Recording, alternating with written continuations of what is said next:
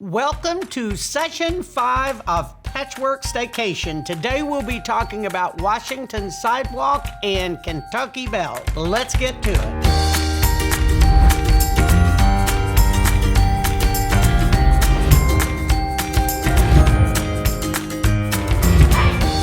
Well, I see we've all made it through another week of sewing, and let me tell you, you folks are doing a fabulous job of kicking out these blocks.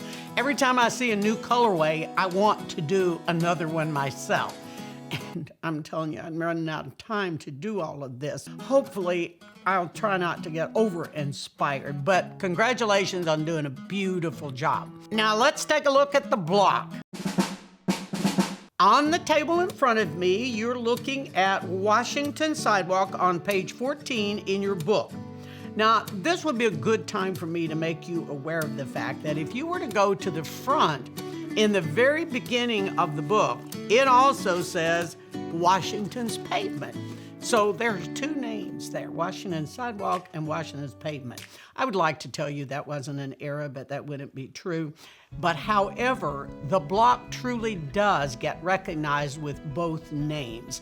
So depending on which one you want to call it, because it references the way the stones were laid in the sidewalk. So I have seen it in many publications, because this is an old archive block that's been around forever.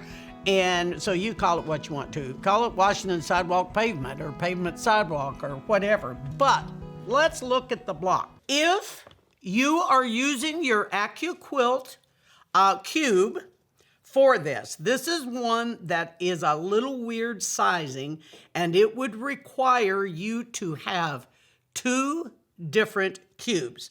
Your A would be number 2 die from your 8-inch cube. Your C and D would require a 6-inch cube. C would be die 4 and D would be die 5.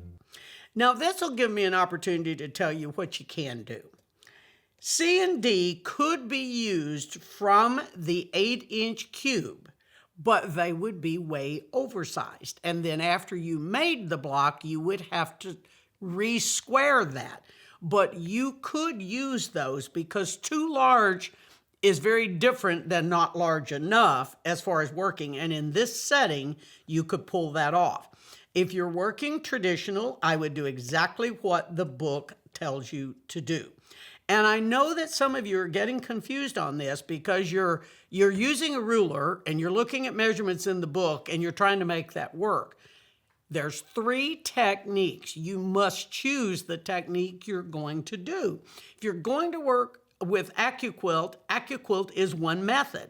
If you're going to work traditional, you really do need to stay traditional or understand totally the difference between how the rulers work. There's 100 different half square and quarter square rulers in this industry. I don't know all of them. I know the ones I'm speaking about. And if you are using something different, of course you can, but you have to know how that tool works. And they all don't work the same way. I can't address the multitude of methods that there are to get something done. So when I reference a half square and a quarter square ruler, I'm referencing this brand. If you are using other brands, they are marked differently. Some of them are marked with measurements of finish size. You just have to know what you're working with. So traditional would be just like in the book. And if you're going to use specialty rulers for this, obviously your A is just a square, your B is just a rectangle, your C is a quarter square, and your D is a half square.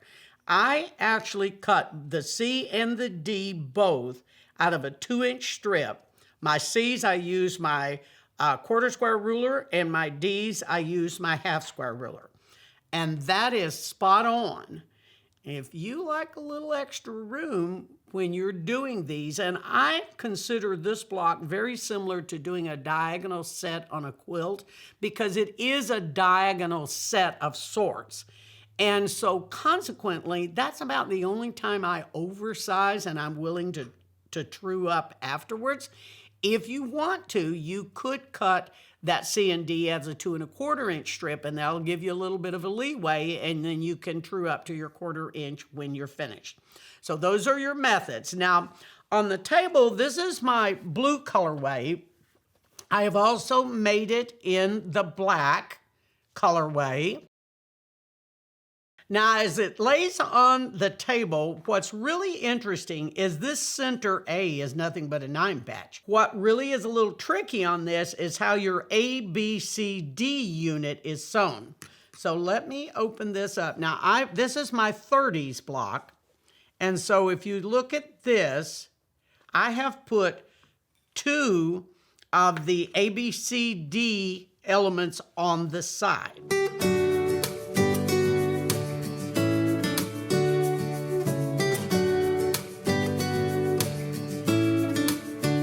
Obviously, this piece I've already sewn with the exception of that corner. I haven't put that corner on, so let me make sure you can see this. Here is the section with a corner, and this element is the unit that has 2 extra 1/4 squares on it. So if you look at your illustration 3, this will show the last 2 things you join to your quilt. So I would just sew that like that. I'll tell you what I think might help is if I turn this around in a square position, I bet you folks can see this a little bit easier. When I said to you this is sort of like a diagonal set, it actually is, but the block ends up square. So I would pull this unit in and sew, but this is how I would construct that last unit. So I sew the 2 1/4 squares on the side of a square, and then this one has the corner on, and here's what's real crucial.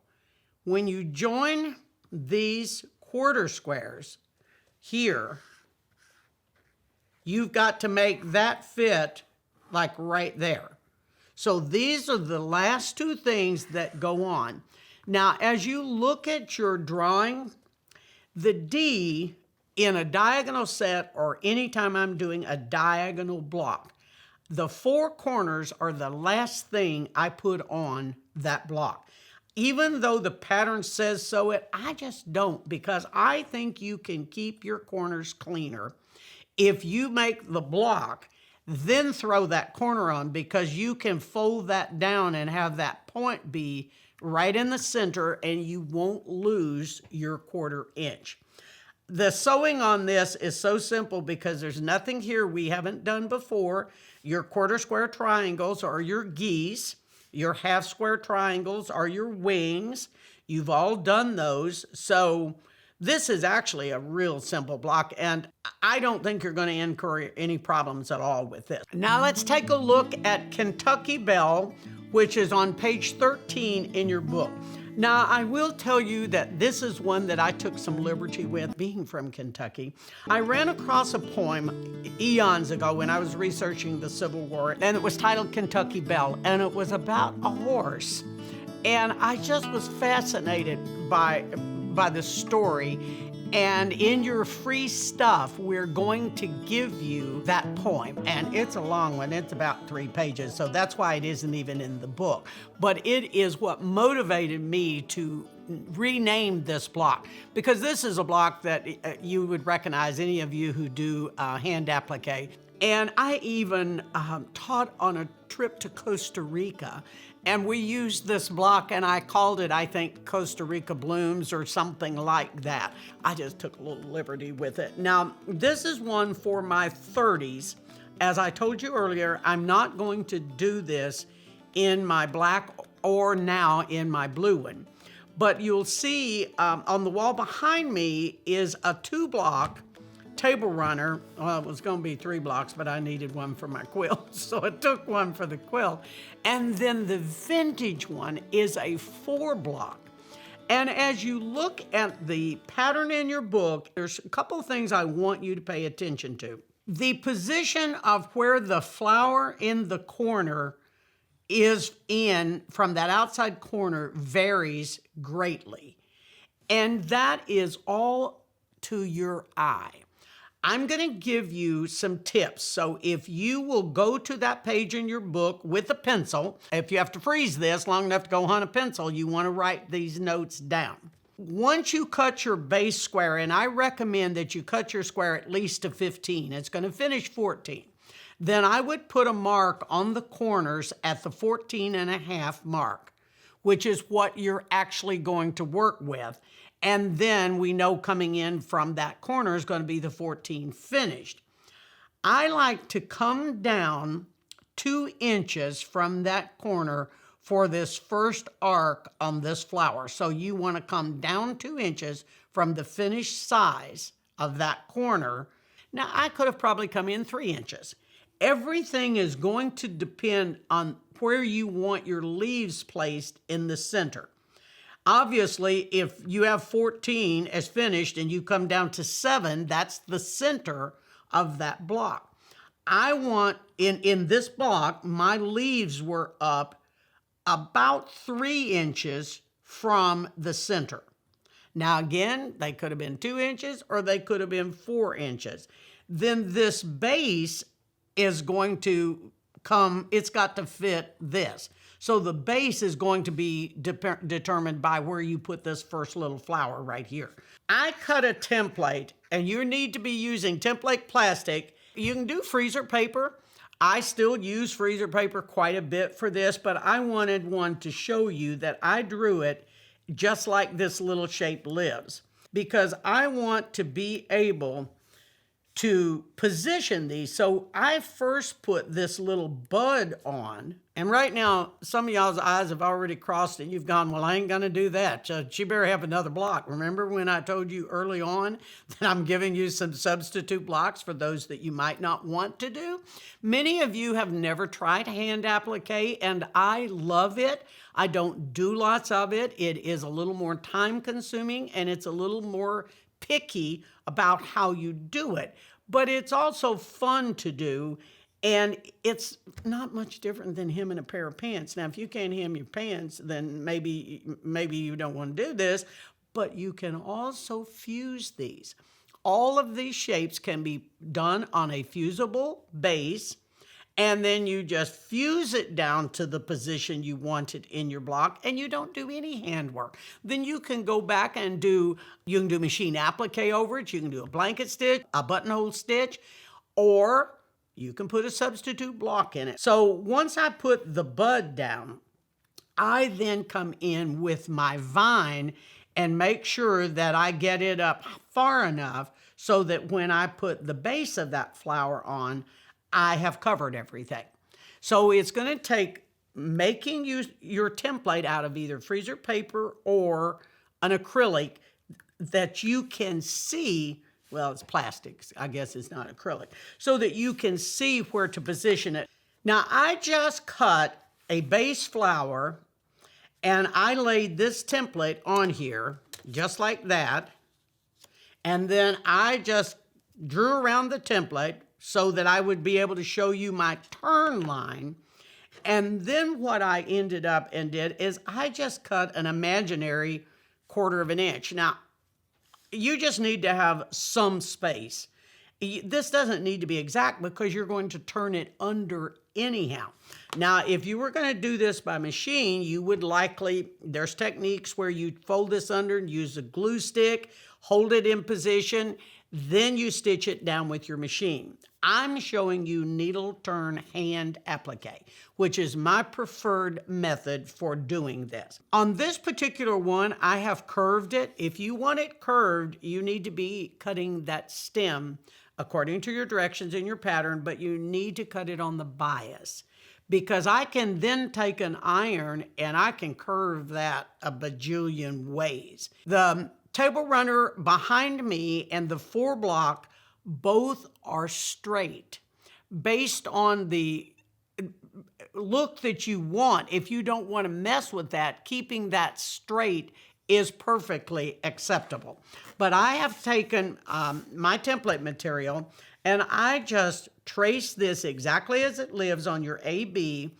And then I did cut another one where I had the positioning mark so that when the base of my flower went on there, that I had room to apply that. So what I do is cut myself sets of these, and I'm going to pull in this. I ended up, just because a lot of you maybe have never done any hand applique, and I want to be able to show you a quick stitch and how I do a needle turn.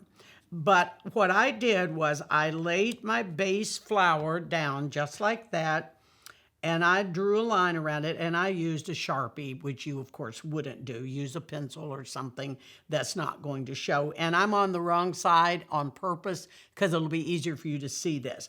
And then I just drew a line around that, and then I cut with just some seam allowance. This doesn't have to be, and actually you don't want it to be a full quarter.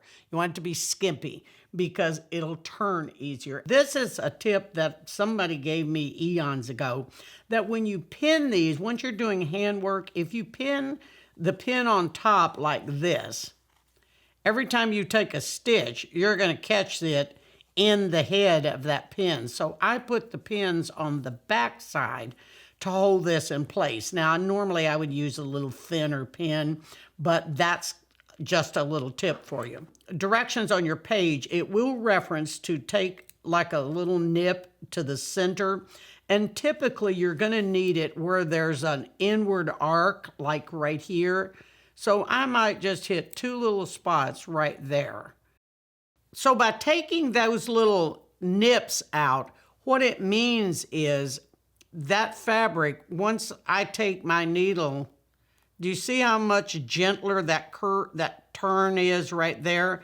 So you might find, especially on these inwards, sometimes I don't feel like I need to, but if you're having a hard time getting it to turn, take a couple of nips. And typically what I want to do is I'm going to use the tip of my needle, and this was the most difficult thing for me to learn, is that it's almost like a spoon, and I've got to turn, I just need one spot where I have turned that, and then I'm going to come in and I'm going to pick up, and one of the things when you're doing hand applique, and this is a little longer than I should have had, if you come away from you when you pull that in, it'll help set that stitch. Now I'm using gray thread on white here. I'm just going to take a stitch kind of like I'm hemming a pair of pants. Now I like to go all the way down, and I drew that red line purposely so you could see it. Now do you see how nice and tight I rolled that with nothing but this needle? Because it's kind of on the bias and I had clipped that. Now all I would have to do is just go back in where I came up, take a fine little stitch right in that fold. So I'm just going to go in right where the thread came out, come right up into the fold, pull away from you. Now I'm using gray thread on this, and I am telling you, this is still pretty invisible. Do you see that? And I'm going to go all the way down. Now I'm going to scurry over to this one because I want to show you something. This is just a little bit fatter than I like it to be. So take a pair of scissors and get off some of that. Well, here, I picked up the wrong pair of scissors. Just trim that back. Do you see how I just got it just a little bit skinnier? Now I'm going to skip over here to show you again. The needle is just kind of like a little shovel. And do you see how by rolling that needle under there, and then I come back and use the needle almost like a little iron. Do you see that? Look at that. Now it's just like the hem on the pair of pants. When you come into this where you've creased it, or where you've cut into it, take an extra stitch or something right there and then just continue. One of the things I will tell you, I'm not an expert appliquer, but I do love a sharp needle. Now that does not mean sharp as in sharp when you touch it. For those of you who may be new to this, a sharp is a needle that is a tad longer, and it's a little more limber in that I can use it, as you saw me doing that needle turn. It makes it a little bit simpler. So I like an 11. Sometimes 11 sharp is the needle that I'll most often use, which is what I did use on the demo we just did. But what I want you to bear in mind, that this block can be executed beautifully by machine. You can fuse it and fuse it down and then do decorative stitching around it by hand and or by machine, and you don't have to do any of the stuff I just did. But I wanted to cover that because a lot of times, if you're new to this, as I was once upon a time, I know how confusing and frustrating it was to understand, how do you turn with the needle? So hopefully that's a new little trick in your library, is now you do know how to do needle turn applique. We wanted you to see the black quilt completely finished. And I did this on purpose so that I could give you the bonus of the stars that are surrounding this. So the top row of the red stars and the side row of the black stars, and this is all in your free stuff handout, how to make it and apply it and all of that. The row of stars at the top are the number of stars that flew in the flag for the Confederacy, and the stars down the side represent the number of stars that flew in the Union flag. In your free stuff handout, you will be able to have an exact how to make these, how to approach them, la. But I want to show you a couple of important things. The drawings for completing your pattern are exactly like the book tells you. This is a complete break from what the book tells you. Your body will be the same, but in your pattern, it has a frame that goes all the way around the quilt of 2.5-inch strips. That is something that you can or cannot add. I didn't. So let me walk you through part of what your pattern is going to tell you for this and what I recommend you do. Once you've made your entire top and you think, okay, I want to add my stars, it is incredibly important that you make the entire row of red stars, in my case, and the entire row of black stars, in my case. In the pattern, it says red and blue. Make those in their entirety first. Press them well, then measure them. And when you do, I always want you to start you like my pointer? It's my Laura Star cord holder, but it was perfect. I want to be able to start sewing this top row this way. Well, it is wider than the body of the quilt, which meant after I measured this row, I went, I've got to have 2.5 more inches over here. So I put this side strip on and I sewed this way. Now, if this was too wide, it'd be real easy to trim it off. You do have just a little bit of play in here that you could true up if you needed to. So I added this side. Then I measured my side row of stars. There's 23 stars in the side row. I measured that and I could see very quickly, and that was obviously before this last black border was added, that I did not have enough room to complete this at the bottoms. So I had to add a strip that was long enough to accommodate that length. I could have easily put another strip in here between the body of the quilt and that row of stars, and it wouldn't have affected the fact that I added this at all. I am going to have to add something at the bottom of this quilt, a strip, much like that little filler strip in your original pattern, because when you measure the row of your side stars, you are going to find that, whoops, they're longer than my quilt is. You could put a strip in here if you wanted to, or you could put a larger strip at the bottom. What I want you to do is to think about this and realize that these are choices.